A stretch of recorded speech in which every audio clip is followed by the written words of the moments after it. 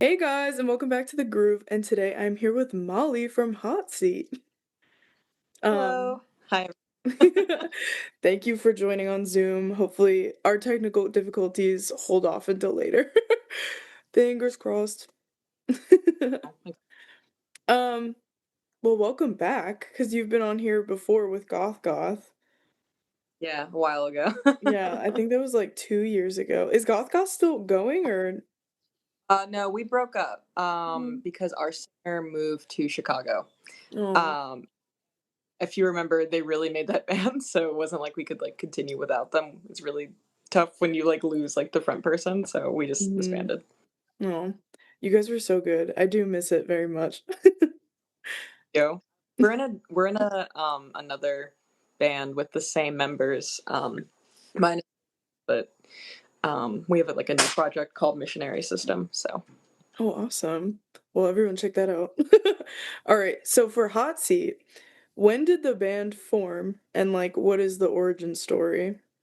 yeah, so the origin story was I have this friend Scott, who is the drummer in Hot Seat, um, and we've known each other since college, and we were in this band that like didn't really work out super well, and I knew that like really made him sad, and I that made me feel really bad because I wanted to still make music with him.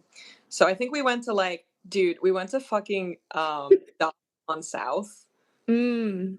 Dobbs on South. I remember like someone was playing that day, and I was like, Scott, why don't we go to Dobbs on South? I'll buy you like a Bud Light, and like we'll just like have a great time. And and so we were talking, and I was like, let's just like create a band. So we did that. It was initially just me and Scott. We were trying to do a two-piece thing, but like it was just like not working out. So then I brought in my friend Jesse, who's now the lead guitarist, and he worked really well. And then we slowly kept obtaining members. We got bass. I was originally on bass, but we got a bassist so I could switch to rhythm guitar. Um, and then Eddie, who might join us later, played uh, played bass while our bassist Steve was on paternity leave for his Mm. little girl. And we liked Eddie so much that we were like, you should just stay in the band and play like a really instrument. And so I think, like I said, you should play like the keytar. So we like went to Maryland, bought like a secondhand keytar, and now we have a keytarist. So yeah, that's sort That's of awesome. like up to now. That's like how we've been formed. I think I remember seeing like the reel of your travel all the way out to get your guitar. I swear to God, like middle-aged men are like the sole like contributors of gear and equipment in the scene because they'll just like buy stuff full price and then they'll be like, I just want to get rid of this. I don't need this anymore. And then like they'll sell it like for super cheap. And so it's like, oh my God. So it's always like something that you gotta like drive like states away, but it's always worth it. It is worth it because now you have Eddie in the band, so it's fire. Awesome. Yeah. Did you find it on Facebook Marketplace? Like, what was the? Yeah. Oh my gosh. We did the marketplace and we saw this Roland Axe Edge keytar for like $800 or something like that. Oh my gosh. Was like I think originally like $2,000. So we got a pretty good deal on it, and that thing is so funny. It has a lot of features that are just like so hilarious. That's awesome. How do you think it adds to your band having a guitar in it now? I think I think it really kind of sets us apart from like a lot of other bands in the scene just because it's so weird. Um, Kind of matches us because we're very weird and we can be kind of artistic. And I mean, there's one other band in Philly that has a keytar and they're called Gorf and they're really good. Oh Uh, yeah. so we've actually had one of the guys in Gorf like sub in for the keytar play because we're like, you're the only one. Like, but I think that like it just being like kind of weird like sets us apart from like maybe some other punk bands in the city. Mm-hmm. So how did the name Hot Seat come about? I think uh I think I wanted to call the band like Hot Beef because I thought it would be fun. Um and I think Jesse was like, "Don't we can't call the band Hot Beef or something." Like, no, it's too that's kind of gross. Like, I don't want to name the band. I was like, "Oh, like what about like hot seat? Like you're in the hot seat now." And they were like, "Okay." And Mhm. it just sort of stuck. It doesn't really mean anything. It was just sort of like I wanted to name it something, and then they were like, "That's really gross. Don't name it that." And I was like, "Okay, this is the compromise thing." Was there anything else that was in the running other than hot beef? I don't think so. I think I don't think we thought about it super much. I don't really remember there being any discussion. It was, and that's a lot of stuff with this band Hot Seat.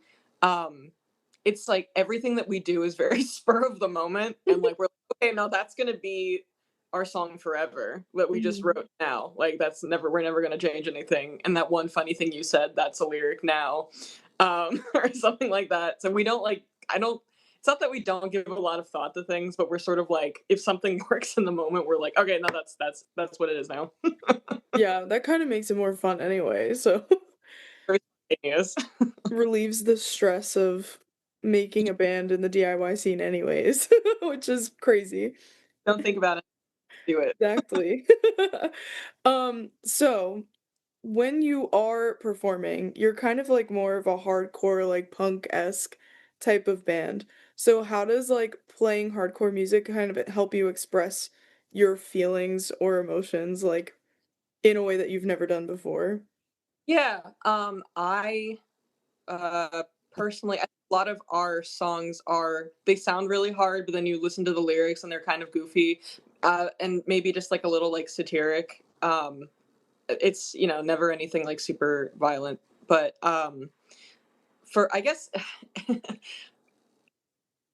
I guess you understand this like as a young person right now. It's just like everything is so weird and bizarre that it's like the only thing you Mhm. can really do sometimes is just like um do like just play really hardcore music. I don't know. It's just a good because everything is so like ridiculously stupid right now. Like Yeah, it's actually ridiculous. It's oh, like every day, "Oh, cat." can't leave. It's literally just like every day something else goes wrong and you're like, "What? What am I doing now?" And like I get I think I can be pretty reactionary. So usually if I write anything like for lyrics, I'll like write it like in the moment when I'm feeling something. Um but yeah. And we all do just a lot of hardcore stuff. We like to like be a little more like weird, and a lot of our newer stuff has been kind of like experimenting with different like chromatic chords and different time signatures. So we're trying to like kind of bridge a gap between being like really fun like hardcore music but also like something a little more like mature. So because we're getting old. But it is good to still have fun with it anyways. So with Hot Seat being more of like a satirical, like more fun, goofy band, do you feel like that has helped you kind of grow a little bit in like your creative aspect and like free will area? Yeah, I'm definitely able to um be myself on stage. I don't really have to be I don't know, like super like I don't have to like make up my face to be like super hot or glamorous or whatever. With Hot Seat, like we all wear like the same like onesie. So it's like a shapeless, like sexless onesie. And so I Mhm. really need to put on any sort of act. So I don't know. It's just like it's a good outlet for like just me being myself on stage. That's I awesome. know, Hi Bo. I know he's looking right at you. He's so cute. What's his name? His name is Bo. Oh, Bea. Good so boy. sweet. Good- Sweet boy.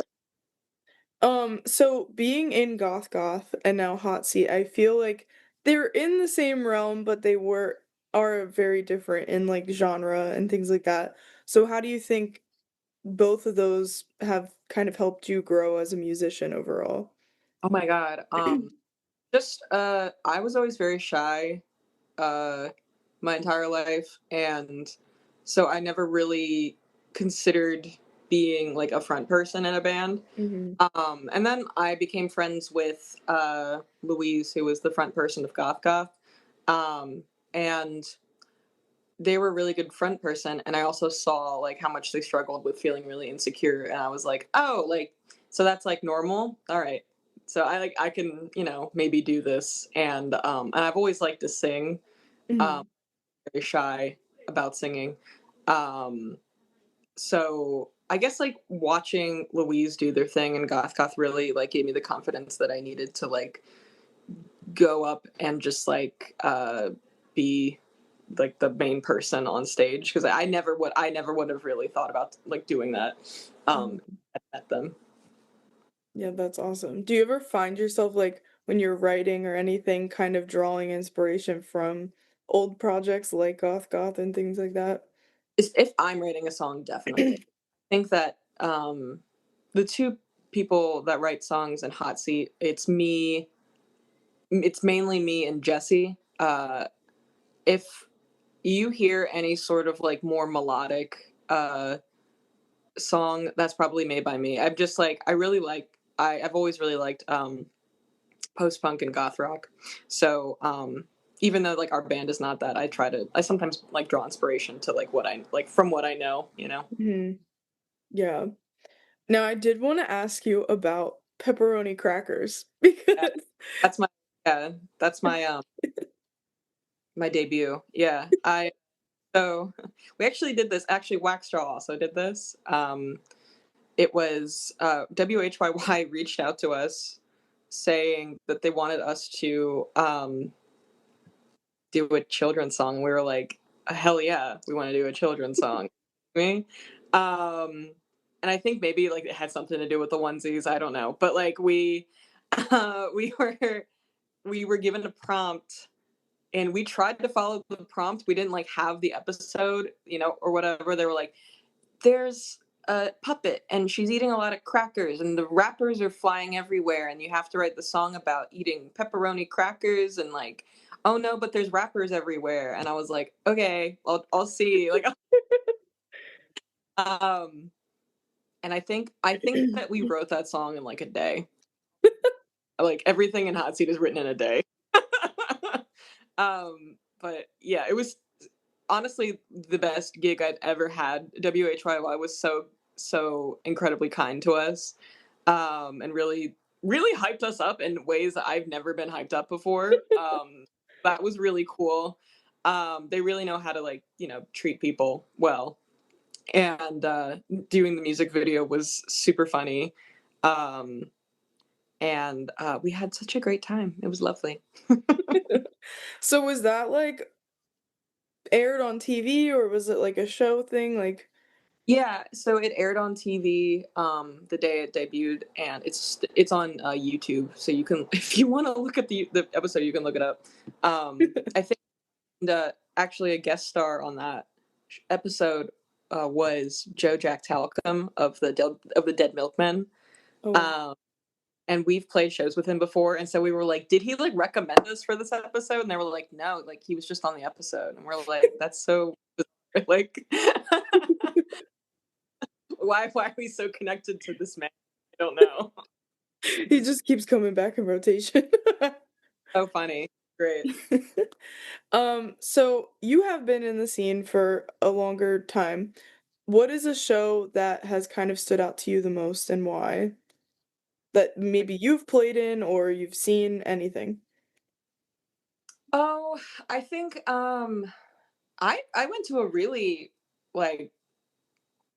like a really crazy show that like I didn't play, but it was I saw Soul Glow Mm. uh, church.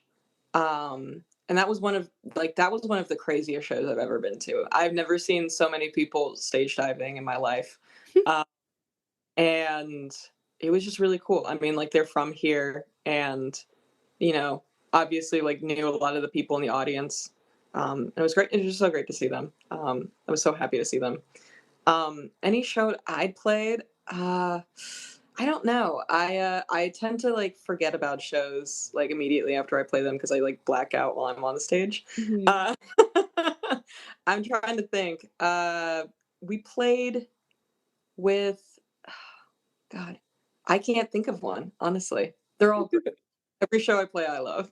Yeah. How do you kinda draw inspiration from, like, shows like the Soul Glow show and other shows that you've been a part Yeah. of in the I, past? yeah. Um, I think the bands that I admire most are like super good with crowd work. Um, Mhm.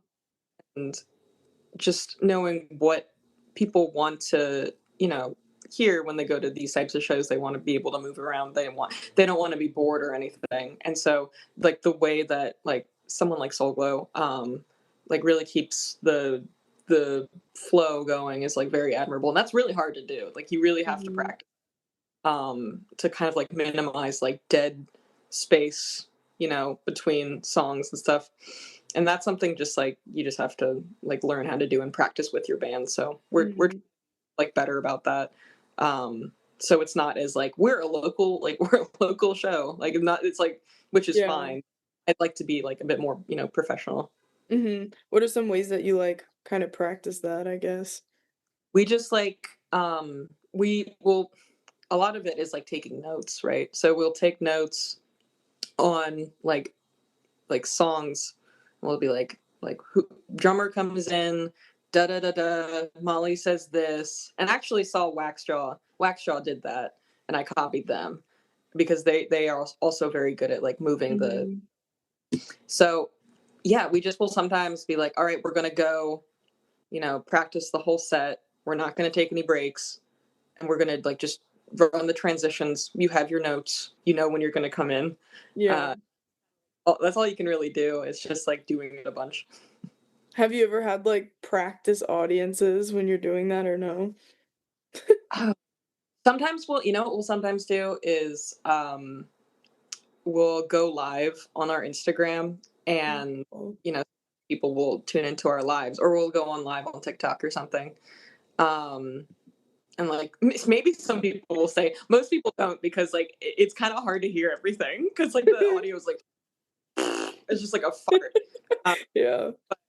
like and like I'm really bad at like positioning um the camera, so it's just like either like the side of my face or it's just like no one. And it's like, why would you I don't know. I would love to get like a live like practice audience. That would be fun. But I don't want to subject people to that. I think that could be fun, though. I've always wanted to sit in on people's practices, I think it's so interesting. um, Practices are a blast. It never feels like work. It's always super fun.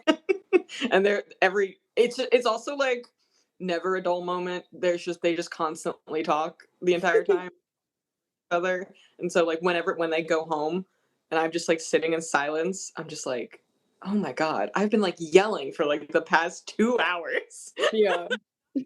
But like you have to yell to like assert yourself over them. So How do you guys, like, kind of bounce ideas off each other in your practice space? Do you kinda someone just throws something out there and you talk through it, or how does that work? we have a lot of different things that we do. So we'll sometimes have days where we just dedicate it to writing new material. Um, Sometimes I'll come in with like a full demo, like that I did in my digital audio workspace. Um, or sometimes someone will come in with like a riff that we think is cool, and then we'll maybe like jam on that for like 30 minutes or something like that. And if it's like this is cool, like we can move forward. But if it's just like yeah, that sounds like really bad, we will just like stop. What are some of, like, the best things that you think have come out of your practice space? Honestly, we just have something that I really like about Hot Seat is that we have really good chemistry with each other, and I think that that shows up on stage. Mhm. Um, and just we are very consistent with practice. I really give it to those guys. Like they're amazing. They really just show up. Um, but the what was I gonna say? Oh my god! So they show up. Yeah, I guess it's just like the bonds that we form are really nice. And it is like we're all like friends. So I would Mhm. Yeah, you can always tell on stage, like, what bands actually like each other and what bands don't. I hope that it's like always uncomfortable when you like see a band and they're like, all right, next time. It's like, oh god, they're just fighting in that van, dude. Like it's Mhm. just bad. Like, oh my god. But it's never like that, Nazi. We're all very good friends. Yeah, how do you think having such good people around you kind of like propels your performances and things like that? They just make it incredibly easy. Like it's just so seamless.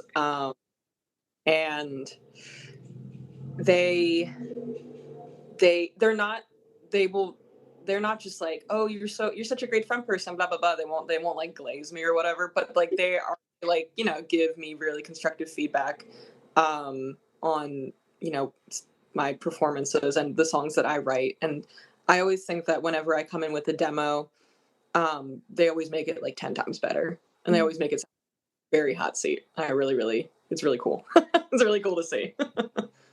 What did you guys ever have like a time where you were just like, this is our sound? Because what you just said there, where it was like, oh, they make my demos sound hot seat. Like, what was the Yeah. first time where you were like, this is what we want it to sound like?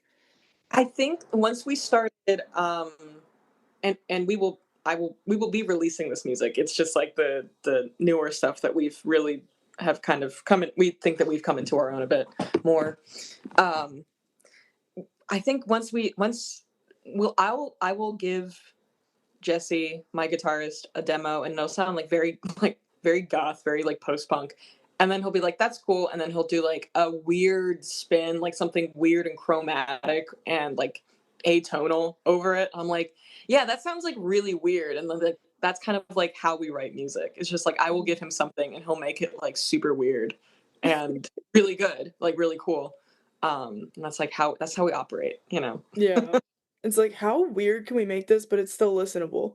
Yeah, it's the thing is we don't want it like bad. You know what I mean? Like we don't want it to like be bad for the sake of being bad.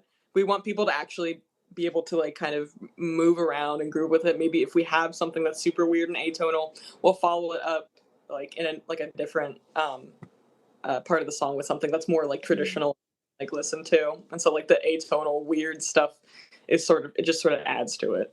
Yeah. What are some bands in the scene that have like kind of inspired you the most? Sure. So many, and I've played with them too, especially in goth goth. I love the Disaster Artist Boys. They're so nice, and they're very good musicians. They're also very nice people. Mhm. And I always feel like I'm such an asshole when I talk to them because they're so. And I always feel like I'm being like sarcastic, and I'm like, yeah, you guys are so good or whatever, and they're like, no, no, we're not good. And I'm like, oh, I'm just being very Philly. I'm sorry. They're great. Their performances are great. Friend is also a band that I really like. They have really high energy sets, and all of their songs are very catchy. We're a very good punk band in Philly. Mhm. Um, I also really like the band Shy Godwin. They they just put on such an incredible performance, and I like that they all wear suits. That's really cool Mhm. theme, with a little gimmick. um, Another band I really like is I think I mentioned them, Gorf. I just love Gorf so much. I think they deserve so much more attention. They are super talented. Their music is so cool, and their performances are so fucking weird.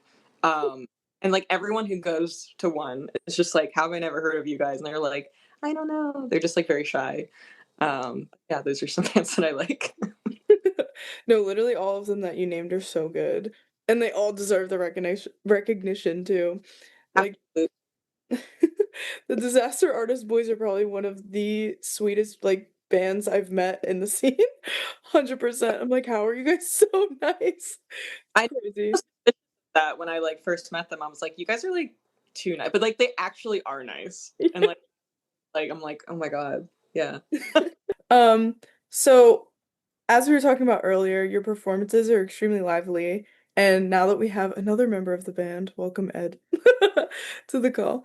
Um, I want to understand more of like what you kind of want the audience to get out of your performances and your music as a whole. And I've been talking this whole time, so why don't you say Yeah, something? sure. I'm glad you've been talking. Otherwise, it'd be kind of weird if you were the one here. But Uh, yeah, no, thank you. I appreciate the saying our performances are lively.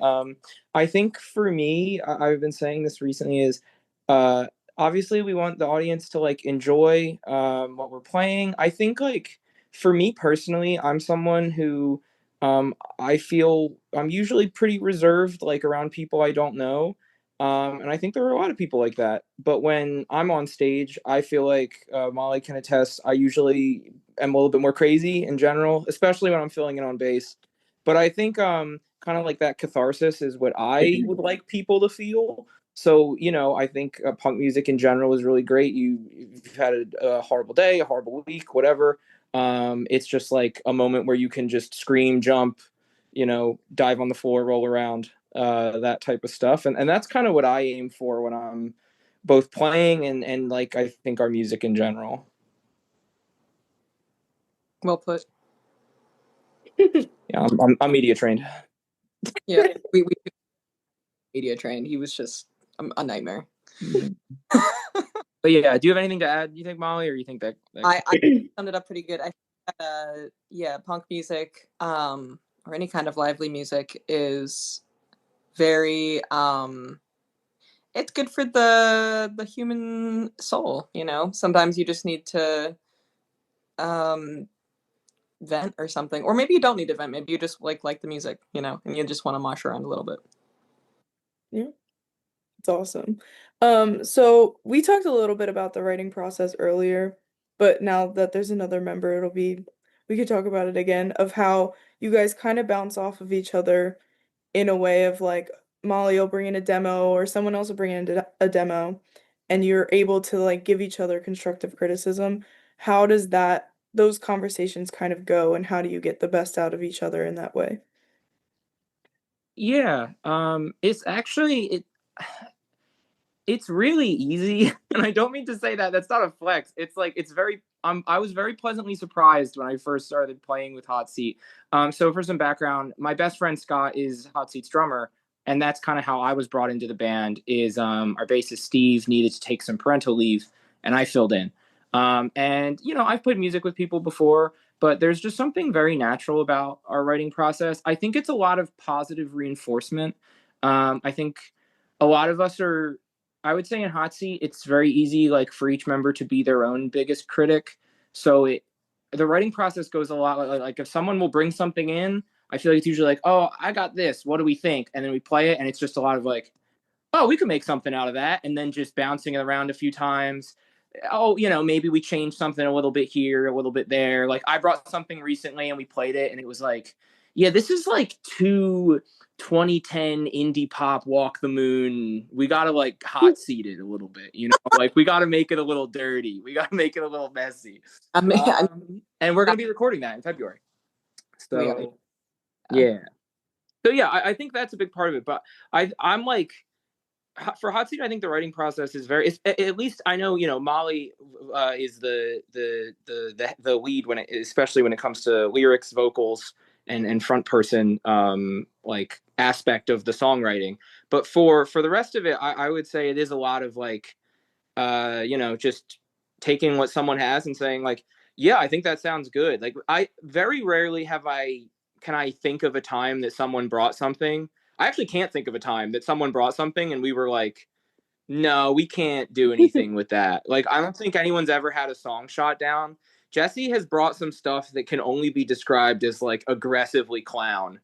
And Oh, we and it turns out sounding great in the end. So yeah, it sounds like would it like surprisingly good clown music. Yeah.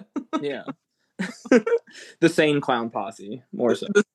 Yeah, awesome. Yeah, but yeah, I would say that's it. Again, I've been very pleasantly surprised how well it flows. Like we just We show up at Molly's house. Molly has graciously made like pasta or something, and then we eat that, and then we play for like 4 hours, and we get some songs out of it. So That's how we do it. Yeah. yeah. That's awesome. So you guys said that you're recording something in February. What Oh yeah, did I leak that? Was I not supposed to say that? That was fine, Eddie. No, we are recording. Yeah, we are recording our first album in February with Alexi Peters of Gradwell House. I think that's where we're recording it. I know we're recording with Peters. And we're very excited. Yeah, it'd be cool. Very excited. Yep. If you guys are allowed to talk a little bit more about it, sort of what kind of went into writing the songs that are going to be recorded soon. So I think that a lot of the songs that we have are very much our newer stuff and what we as a band think is our sound. And I wanted the album to kind of make sense conceptually. So a lot of what I write about in Hot Seat is just about like absurdity and like how absurd everything is. And with the album, I'm really trying to lean into this, like just like, isn't this so absurd? And like we still gotta live through it. You know what I mean? And that's like the only way I can like describe like what I want the album to be. But yeah, new sound and all the new stuff that we've been doing. That's awesome. I'm excited. Yeah. Yeah, I'm really excited. I'm really excited for that as well because it's also really technically I've been on like one or two recordings, but this is the first time that I really get to record in full with the band. Mm. So Awesome. So what is some advice that you would give to kind of a starting band in the scene since you guys have been in it for a while? What is something that you would tell someone else that's just starting out? I would say be and like try something different because a lot of bands sound the same. And I think that we're sort of right now in kind of like a cultural rut. And I feel like a lot of bands are, and this is totally fine, like drawing inspiration from the past. And, that can be really fun.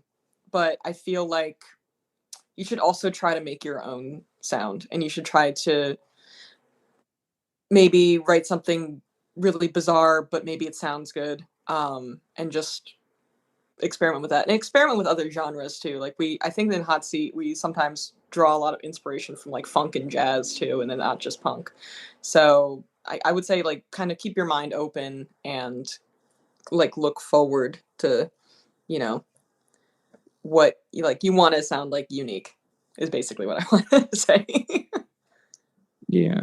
Yeah. And just for I guess my 2 cents for that would be listen a lot. So just like listen to it similar to kind of what Molly said. Listen to a lot of music. Play a lot, just like as much as you can, practice as much as you can. And just play shows. Like even, if it's like, hey, come play my little cousin's graduation. Hey, come play that, just play, get the reps in because as the more you get live reps in, the more tuned you're going to be as you continue to play, and people do notice that, even if it's like very subtle, even if you don't think you're noticing it. You notice when a band has like clearly played a lot together or clearly has like really good on stage chemistry with each other, and that just comes from reps. Like it's just all reps. So listen a lot, play a lot, and I mean general one, but just be nice. Like obviously everyone is at different parts in their journey of playing, and you just got to try not to be judgmental about stuff. But yeah, I'd say generally that's the three from me. Hmm. And also be nice to if you Me have specifically, be nice to nice me. to me. Be nice to me. That's what it is. I don't like it when people are mean to me. No, be nice to people who like your music. Don't act like you're super cool. Because that actually is so lame. Hmm. On the part of like being different and kind of making your own sound and everything, I know you mentioned earlier like doing live streams on TikTok and Instagram. How do you think like the rise of social media integration into the music scene has kind of either stunted the unique growth or like helped it a little bit, maybe for yourselves and just in general? Hmm. It's it's weird. I'll be honest. It's never weird. It's never not weird. Yeah, it's. I feel like. I mean, music has always been. In the past, it was not very democratized. So you could be in a band, but like maybe no one would hear you. And I think people forget that. That like you're not like not everyone is like Aerosmith, right? Mhm. Um, and with social media it has become more democratized. A lot of people can write music, but that also means that like there is just so much out there that like you also probably will not get listened to. So it's like kind of like the same problem but like a little bit different. You have tools that you can like use to form a little community. Like we sometimes will have reels or TikToks that'll go viral. I hate it. And then some people will find us that way, and if they do, that's awesome. I love that. And then there are some people that will just be like, this is weird, and like maybe click off, but they gave us a view, whatever. Hmm. uh but it's always weird. I think there's just so much music to choose from, and you just have to kind of have like a real expectation. Like you're probably not gonna be like the Strokes. You probably will have like a smaller fan base, and that's also fine. Yeah. Yeah, and just I guess my thoughts on it. I'm not as content savvy. I would say I'm probably one of the least content savvy members of Hot Seat because we have a few people that are pretty good at it. Um, but I think, I mean, it's a whole YouTube video essay on social media, what it's done to music. But I think it's both. It has great potential in both directions. Obviously, we had a viral post when not long after I joined the band that was just like a joke that we made, like a one-off 5 second joke during practice, and then we posted it, and like it has 1.2 million views, and like it's definitely gotten us a little more buzz on social media. We had when we were touring in the Midwest, we stopped at the Sweetwater headquarters, and our drummer Scott made a like one-off joke that we recorded that has 8.2 million views on our Instagram because like, and it just keeps getting more. It just rage baits more and more people over time. Where he just looks at the Focusrite Scarlet and he's like, "The worst person you know owns this," and it is just like blowing up every now and then. Oh man, it's so funny. It is a war zone in those comments. I don't know what to say anymore. Like Yeah, but it was ultimately, shocking. I do think it's nice because it has the positive of there are definitely some there are probably some people who may not have gotten the same level of exposure before due to like where they are or some other aspect of their sound that they may have a better or easier chance doing it now because of social media. But I do think it's just another avenue, right? Like there's at the same time someone can also pay to have an astroturfed social media campaign that makes them, that gets them a lot more views. So double-edged sword, definitely. Yeah. Yeah, it's a tough one, especially since you have to like make content like religiously kind of to even get like some sort of views sometimes. Trust me, I Yep. understand because I'm doing it all the time and it's so annoying. It's actually so annoying.